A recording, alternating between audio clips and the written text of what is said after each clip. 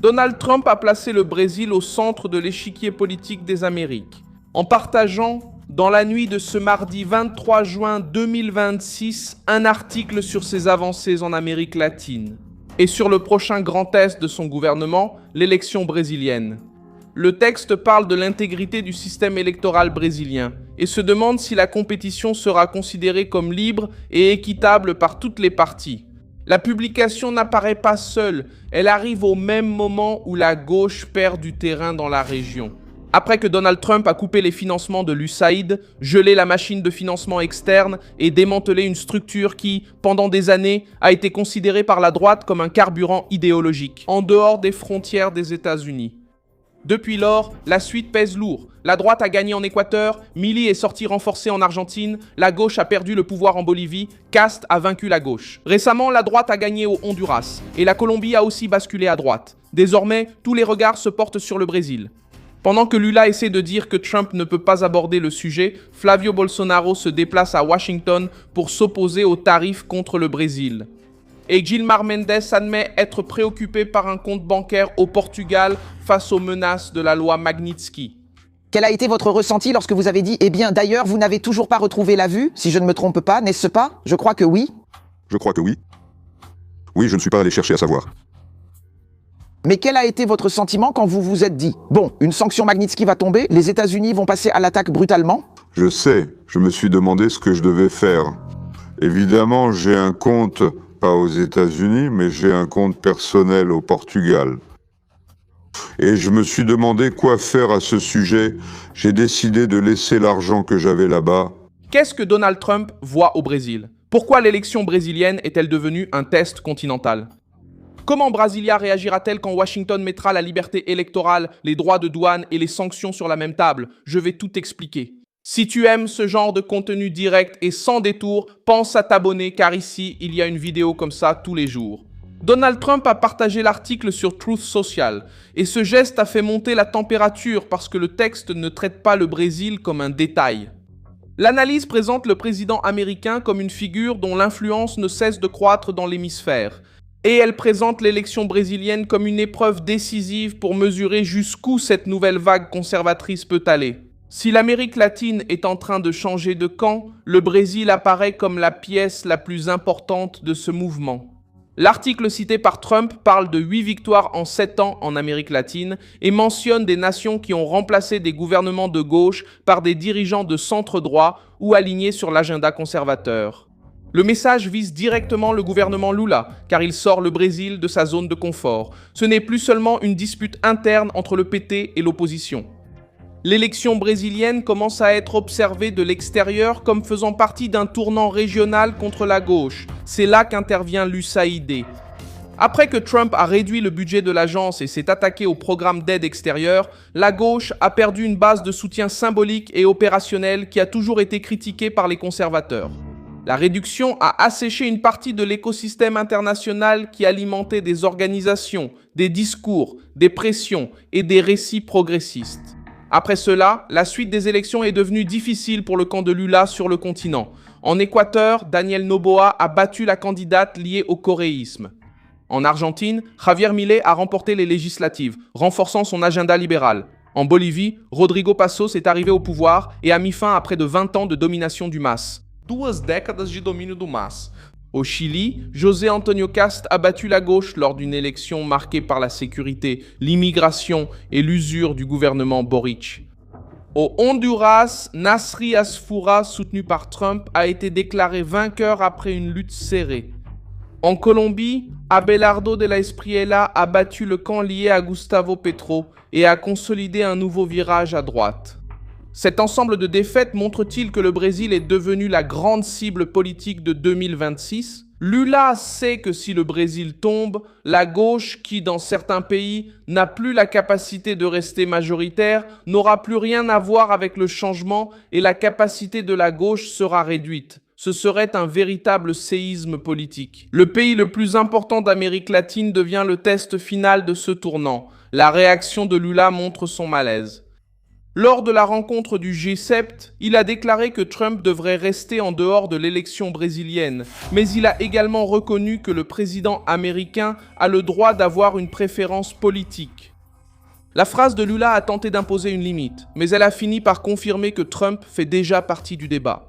Le Brésil est entré dans le radar de Washington et désormais chaque mouvement à Brasilia fait l'objet d'une lecture internationale.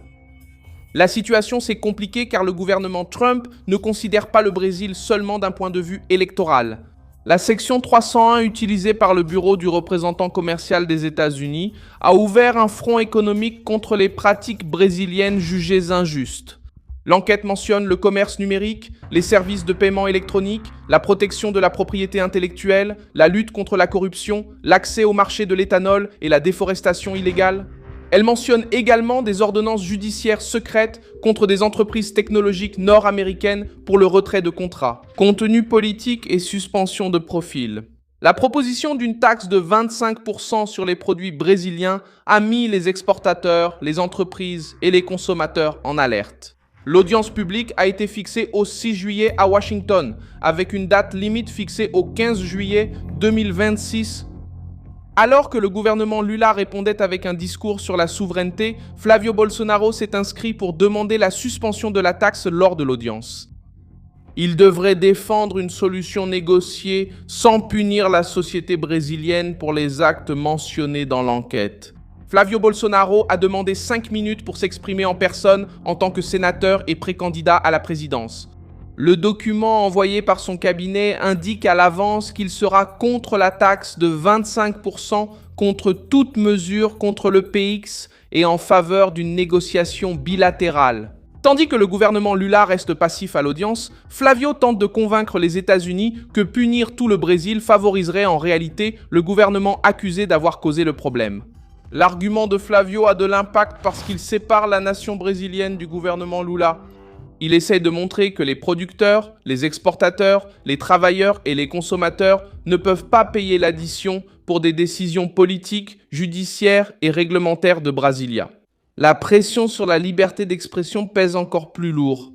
Le gouvernement Trump accuse le Brésil d'imposer des ordonnances secrètes contre des plateformes nord-américaines, obligeant à la suppression de contenus politiques et à la suspension de comptes, y compris ceux de résidents aux États-Unis. C'est dans ce contexte que Gilmar Mendes a également fait la une de l'actualité. Interrogé sur la possibilité d'être visé par la loi Magnitsky, il a déclaré s'être inquiété pour un compte bancaire qu'il détient au Portugal.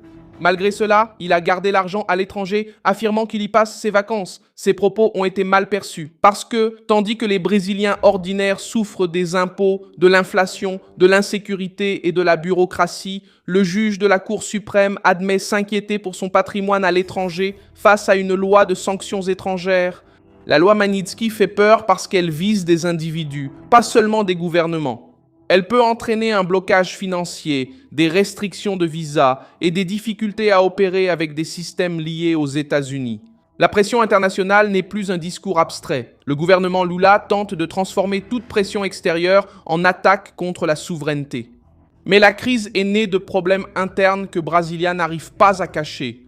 Censure, insécurité juridique, politisation des institutions, soupçons concernant l'environnement électoral et usure économique. Trump n'a fait que braquer les projecteurs sur une blessure déjà ouverte. L'exigence d'une élection libre n'est pas sortie de nulle part, elle grandit. Parce qu'une partie de la société brésilienne ne croit plus que le jeu sera mené avec égalité pour tous. Le Brésil arrive à ce moment avec une opposition plus connectée à Washington et un gouvernement qui tente de limiter les dégâts. Flavio Bolsonaro se présente comme une voix contre la hausse des tarifs. Eduardo Bolsonaro dénonçait déjà la persécution politique à l'étranger. Et Trump partage maintenant une analyse qui place l'élection brésilienne comme un grand test. Le défi de 2020 est entré sur la carte de la politique continentale. La gauche latino-américaine vit une série de défaites parce qu'elle a perdu le discours de la stabilité. La sécurité, la corruption, la censure, une économie bloquée et la peur du crime organisé ont fait tomber des gouvernements et des candidatures. Trump a compris ce sentiment et a commencé à agir en conséquence. La réduction de l'USAID est devenue le symbole de ce changement. Moins de fonds pour les structures internationales jugées idéologiques par la droite et plus de pression sur les gouvernements accusés d'abus de pouvoir. Le Brésil apparaît maintenant comme la prochaine vitrine. Si Lula tente de traiter l'élection comme une affaire réglée à Brasilia, il fera face à une pression extérieure pour plus de transparence. Si la Cour suprême reste centrale en politique, elle subira plus de pression sur la liberté d'expression et le respect de la procédure régulière. Trump a déclenché la panique parce qu'il a touché le nerf sensible, l'élection libre. L'expression semble simple, mais elle porte une question énorme. Pour 2026, le Brésil aura-t-il une compétition avec une véritable égalité, la liberté d'expression, la sécurité juridique et la confiance du public ? Ou la plus grande nation d'Amérique latine entrera-t-elle dans l'élection sous suspicion avec censure, taxes, sanctions et pression internationale, frappant en même temps à la porte de Brasilia ? Je suis Milson Alves Global et mon objectif est de vous tenir bien informé avec la vérité chaque jour. Les liens des actualités se trouvent dans la description de la vidéo. Likez la vidéo, abonnez-vous et consultez les commentaires pour plus d'engagement avec la communauté Milson Alves.